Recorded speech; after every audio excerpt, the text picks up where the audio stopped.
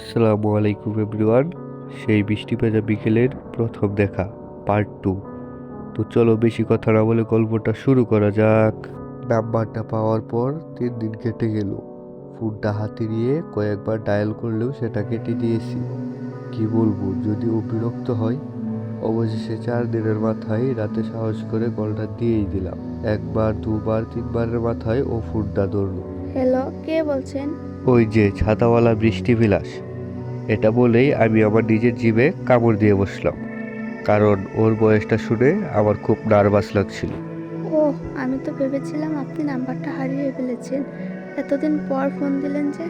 আমরা সেদিন ফোনে প্রায় 2 ঘন্টা কথা বললাম। জানলাম ওর পছন্দের রং নীল, ও রবীন্দ্রসঙ্গীত শুনতে ভালোবাসে, আর আমি ভালোবাসি জেমসের গান।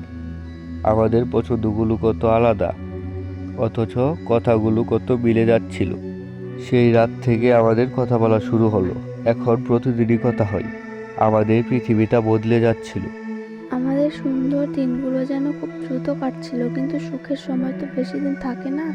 সেদিন বাড়িতে ফিরতেই দেখলাম আব্বু খুব গম্ভীর হয়ে বসে আছেন। টেবিলে আমার ফোনটা রাখা। বুঝতে পারলাম আব্বু আমাদের কথা বলার বিষয়টি জেনে গেছে।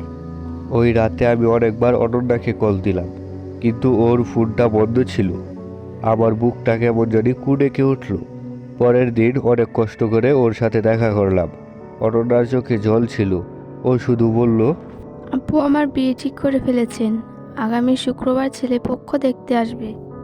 আমি আব্বুকে অনেক বোঝানোর চেষ্টা করেছি, কিন্তু আমাদের পরিবার অনেক রক্ষণশীল। আব্বু সরাসরি বলে দিয়েছেন, যদি আমি এই বিয়েতে রাজি না হই তবে তিনি নিজের ক্ষতি করবেন। আমি মাঝখানে ফেঁসে গেলাম।